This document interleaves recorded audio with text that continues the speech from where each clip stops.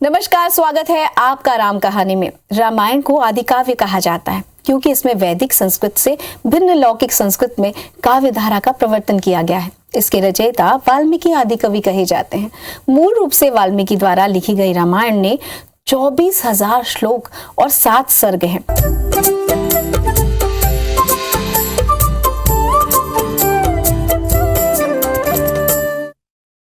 राम जी को जानना हो तो एक तो ढंग है वाल्मीकि रामायण से गुजर जाएं, लेकिन वाल्मीकि जी ने हमारे राम जी को उस युग का श्रेष्ठ पुरुष बताया है। अगर राम जी वाल्मीकि जी की दृष्टि से देखें तो आदर्श जीवन की उच्चतम अभिव्यक्ति हैं। फिर आए तुलसीदास जी, और तुलसीदास जी ने तो अपने इष्ट भगवान राघवेंद्र सरकार को ऐसे अद्भुत ढंग से प्रस्तुत किया। जो राम कभी ऋषि मुनियों के थे, जो राम कभी विद्वानों पंडितों के थे, तुलसीदास जी ने उनको परिवार के राम बनाया और हमारे हनुमान हमको सौंपे। इसलिए राम को जानना हो तो रामचरितमानस एक साधारण बिल्कुल सरल माध्यम है। रामचरितमानस के राम क्यों अनूठे हो जाते हैं? क्योंकि तुलसी की पूरी प्रस्तुति बड़ी अद्भुत है। रामचरितमानस में 7 कांड हैं। मानस के राम क्यों अनूठे हो जाते हैं? क्योंकि तुलसी की पूरी प्रस्तुति बड़ी अद्भुत है। रामचरितमानस में 7 कांड हैं। हम हर कांड के पीछे के सूत्र को समझें, क्योंकि तुलसीदास जी कोई सामान्य कवि नहीं थे, मनोवैज्ञानिक ऋषि थे। उन्होंने कथा क्रम का गठन इतना सुंदर किया है। बालकांड सहजता, तो ठीक बात है। दूसरा लीजिए अयोध्या कांड, सत्य है सूत्र अयोध्या कांड का। तीसरा कांड अरण्य कांड, इसका सूत्र है संतुलन। और सब में राम का चरित्र हमको कुछ सिखा रहा है। चौथा किष्किंधा कांड, उसमें तो हनुमान जी राम जी के जीवन में आ गए, हनुमान जी के जीवन में राम जी आ गए, वो भी अनूठा है। 5वां सुंदरकांड, क्या कहने, सारी दुनिया जिसको गाती है। फिर है लंका कांड। लंका कांड का सूत्र है संकल्प, सुंदरकांड का सूत्र है सफलता, किष्किंधा कांड का सूत्र है संघर्ष, आखिरी में उत्तरकांड, उसका सूत्र है समर्पण। तो जब कभी राम कथा से गुजरे, हर कांड के साथ जो उसके पीछे का संदेश है उसको ध्यान रखिए।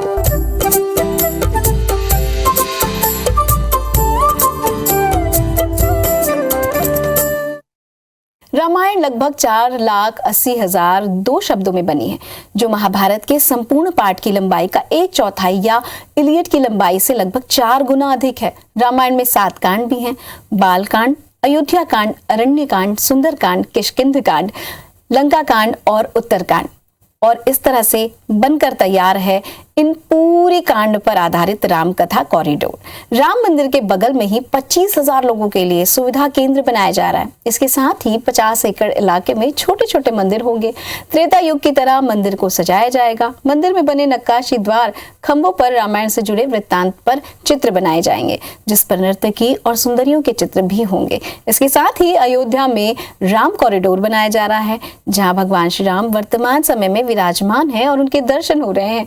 उस जगह पर कथा स्थल बनाया जाएगा, जहां हमेशा कथा और प्रवचन होते रहेंगे। तो इतने अद्भुत धाम के क्यों ना हम भी दर्शन करें। जासु बिरह सोचहु दिन राति, रटहु निरंतर गुण गणपाति, रघुकुल तिलक सुजन सुखदाता, आयहु कुशल देव मुनि त्राता। अब जबकि प्रभु श्री राम रामलला अपनी जन्मभूमि पर पधार रहे हैं, तो अयोध्या उत्साह में है। और ये उत्साह अयोध्या के इस पूरे माहौल को देखकर आप समझ सकते हैं। इस वक्त मैं भक्तिपथ मार्ग पर हूँ, जो कि हनुमान गढ़ी को जोड़ता है। और मेरे पीछे आप ये संवरती हुई अयोध्या देखेंगे। ये सड़क कभी बेहद सक्रिय हुआ करती थी, लेकिन इस सड़क का चौड़ीकरण किया गया है और बड़ी खूबसूरती से इस भक्तिपथ को सजाया गया है। आप देखेंगे कि सड़क के दोनों ही जो मार्ग हैं, दोनों तरफ एक सी डिज़ाइन जो है वो नज़र आएगी। और मंदिर नुमा इन तमाम दुकानों को बनाया गया है।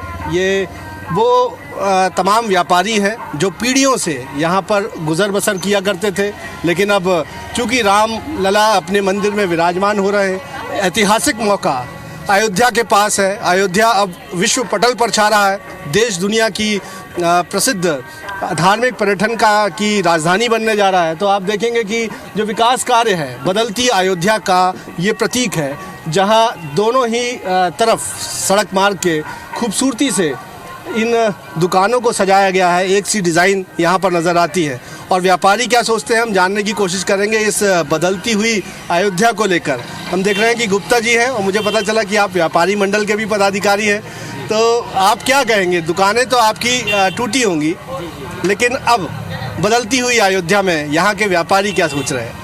बिल्कुल अच्छा ही सोच रहे हैं। जैसे पुराने समय में ही काफ़ी लोग जो व्यापार में दिक्कतें आती थीं, अब आज अयोध्या पूरी तरीके से सज रही है और सज जाएगी और अच्छे तरीके से, तो लोगों को व्यापारी के दृष्टिकोण से तो काफ़ी लाभ होने वाला है। आने वाले समय में भी काफ़ी अच्छे व्यापारी यहाँ पे खुश होने वाले हैं, किसी प्रकार की दिक्कतें नहीं आने वाली हैं। और प्रसन्न हैं अब आप लोग? क्यों नहीं, बिल्कुल प्रसन्न है। जय श्री राम जी। जय श्री राम कह रहे हैं गुप्ता जी हैं, जो कि हमें पता चला कि यहाँ अयोध्या व्यापारी मंडल के पदाधिकारी भी हैं। कुछ और हम व्यापारियों से अगर बातचीत कर पाएँ। बड़ा अच्छा दरबार जो है हम देखते हैं कि सजा हुआ है और मंदिरों की भांति इन दुकानों को यहाँ पर सजाया गया है।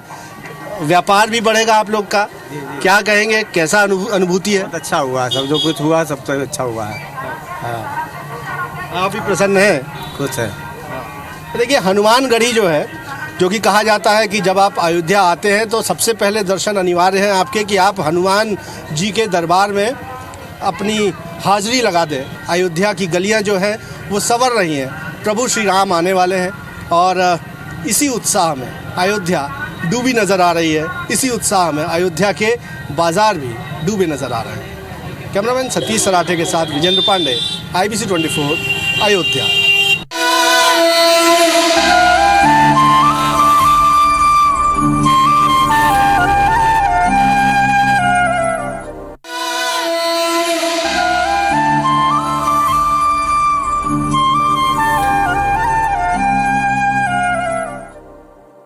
राम प्रतिमा नहीं है, प्रतिमान है, दम में चमकते हुए दिनमान है। वाल्मीकि तुलसी का वरदान है, एक आदर्श है वो तो भगवान प्रभु श्री राम है। प्रभु श्री राम की प्रतिमा की प्राण प्रतिष्ठा की प्रतीक्षा सभी भक्तों को है। अयोध्या नगरी सज रही है, तैयारियां भी अपने चरम पर हैं। तो चलिए करते हैं शुरुआत राम कहानी की और ले चलते हैं आपको अपने संग अयोध्या नगरी।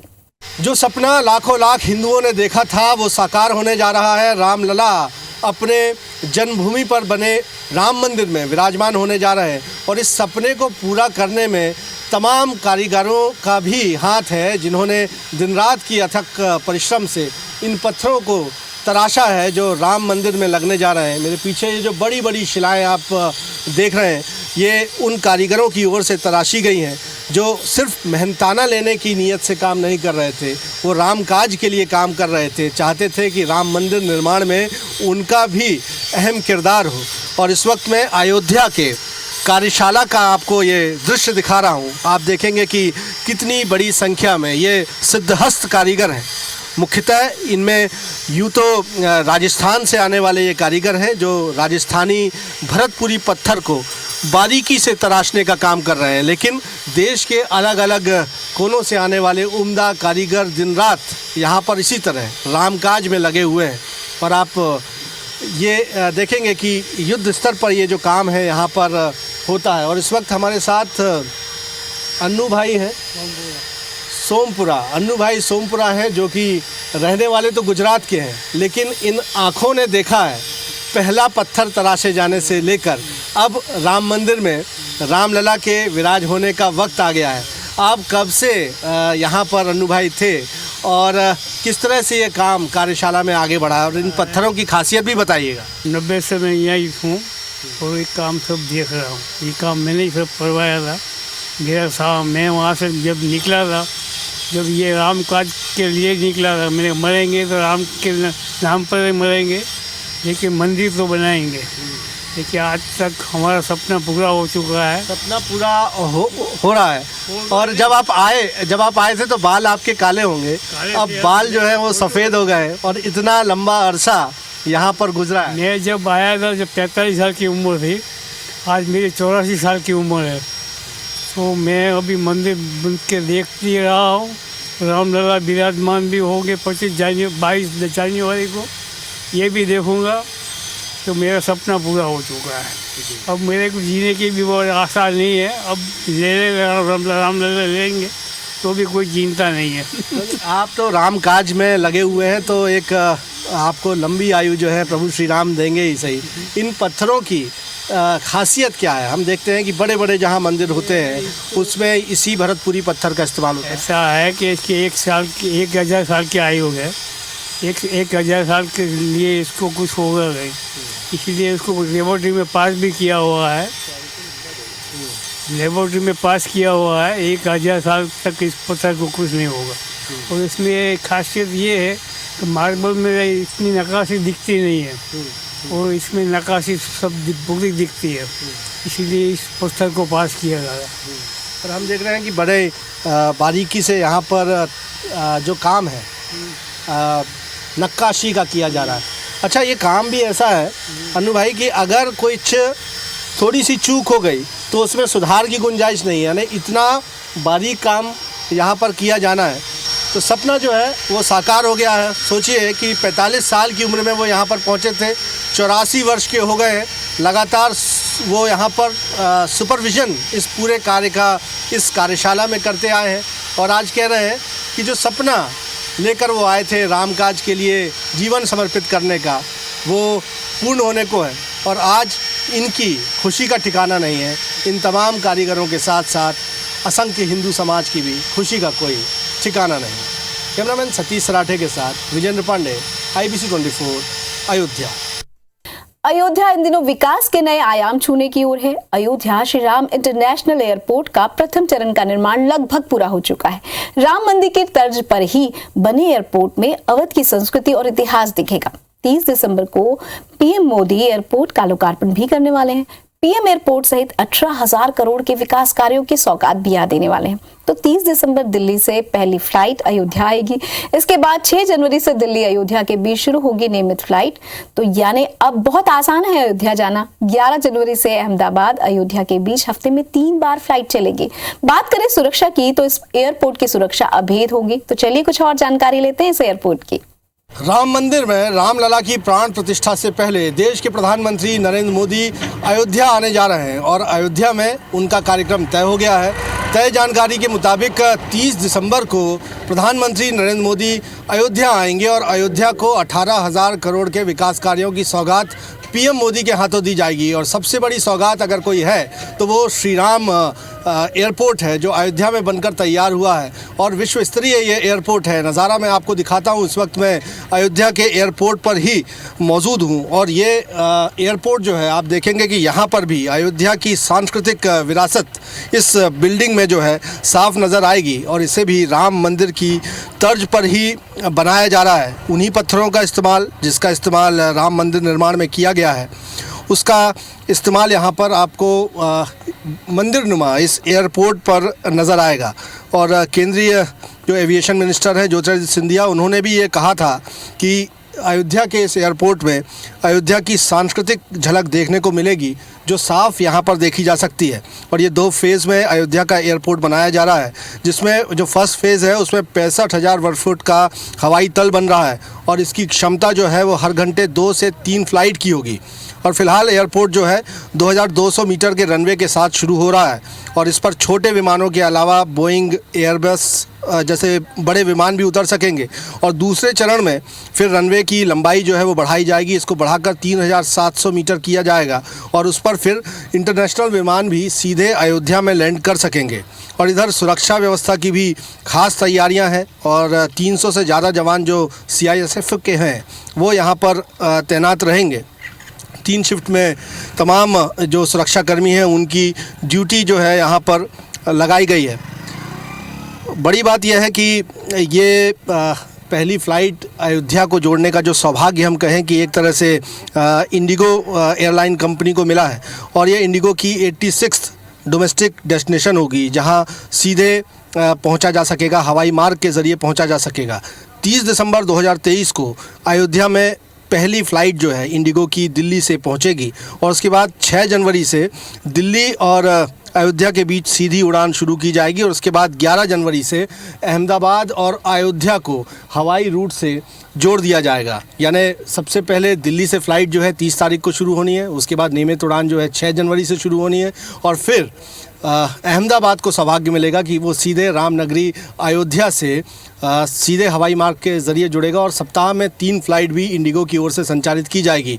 और साथ ही साथ जब पीएम मोदी यहाँ अयोध्या में आएंगे तो श्री राम इंटरनेशनल एयरपोर्ट के अलावा नए तरह से विकसित किए गए अयोध्या के रेलवे स्टेशन का भी लोकार्पण करेंगे, और साथ ही साथ 18,000 करोड़ रुपयों के विकास कार्यों की सौगात अयोध्या को प्रधानमंत्री के हाथों मिलेगी। तो माना जा सकता है कि रामनगरी में जब रामलला लौट रहे हैं, प्राण प्रतिष्ठित हो रहे हैं, तो अयोध्या के दिन भी फिरने जा रहे हैं। और पीछे मेरे नज़र आ रहा श्री राम इंटरनेशनल एयरपोर्ट इस बात का जीता जागता उदाहरण है।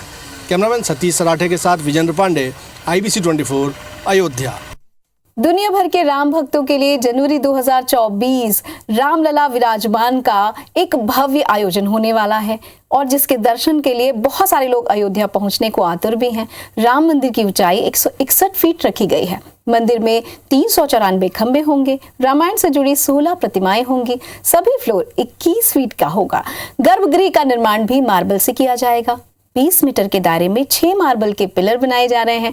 अद्भुत होगा ये क्षण हम सब के लिए। ना सिर्फ अयोध्या के पावन धाम में बल्कि संपूर्ण भारत में जय श्री राम का नारा गूंजेगा। आइए कुछ और जानकारी दें आपको यहाँ की तैयारी की। कलयुग केवल नाम आधारा, सुमिर सुमिर नर उतर ही पारा।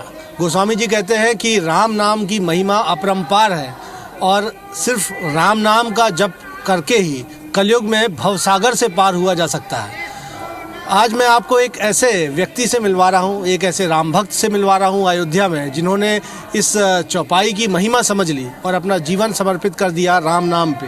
तो आप हैं राम भक्त विनोद मिश्रा जी, जो मुझे अयोध्या में मिले हैं, और मैंने देखा कि आप निरंतर राम नाम लिखते हैं और उससे सुंदर कलाकृतियाँ जो है वो बनाते हैं। तो मिश्रा जी, राम भक्त मिश्रा जी आपको कहा जाता है, ये कब से प्रेरणा आई और कब से आप ये बना रहे हैं? हमारा जो है ये राम, जय श्री राम, हमारा जो है मैं सरजू मैया का कृपा है ऐसा कि जो है मेरा राम नाम का जाप चल रहा है। मेरा तो शुरुआत इलाहाबाद माघ मेला से है, लेकिन वहाँ से मैं अयोध्या जी आ गया, तो यहाँ आया तो बहुत संतों को देखा मैं राम राम लिखते हुए, तो मेरा मन, मैं भी लिखता था, तो मेरे भी मन में प्रेरणा आ गया सरजू मैया के तीर पर कि सबसे अलग हट करके जो है राम राम जपा जाए, कि जो नहीं भी कहना चाहे वो भी मेरा देख करके एक बार जो है राम राम कहे, तभी अयोध्या में आएगा तो भगवान श्री राम उसका जो है एकदम भवसागर से पार कर देंगे। ठीक है, सबसे अधिक जो है राम राम जपना है, ऐसा जपना है कि जो भी अयोध्या में आए और मेरा राम नाम जपा हुआ का दर्शन करेगा, भगवान श्री राम उसका अवश्य कल्याण करेंगे। ये मेरा भगवान श्री राम से प्रार्थना है। ठीक है ना, जो भी भक्त अयोध्या जी में आते हैं, भगवान श्री राम उनका सभी मनोकामना पूर्ण करे। ठीक है, और यहाँ रामलला की नगरी में आनंद है आपको? मेरा आनंद है। मैं 15 साल से मेरा जो है सरजू मैया के तीर पर, तट पर जो है, और ये कनक बिहारी मंदिर में जो है व्यतीत हुआ है ज़्यादा टाइम मेरा। तो बहुत बहुत धन्यवाद आपने, आपसे मैंने मिलवाया राम भक्त विनोद मिश्रा जी से, जो बीते 16 साल से इस तरह से राम नाम की महिमा जो है वो इस तरह से लिख रहे हैं, और कहते हैं कि कलयुग में तो राम नाम का ही आधार है, और आनंद में रामलला की जन्मभूमि में रहकर राम नाम की महिमा गाते हुए आनंद में है। तो हम देखते हैं कि रामनगरी अयोध्या में इस तरह से कई भक्त हमें नजर आते हैं, जो अपनी ही इस भक्ति में, प्रभु श्री राम की भक्ति में अपने अपने तरीकों से तल्लीन है। कैमरामैन सतीश सराठे के साथ विजेंद्र पांडे, IBC 24 अयोध्या। तो आज का सफर बस इतना ही। मुझे दीजिए अनुमति। नमस्कार।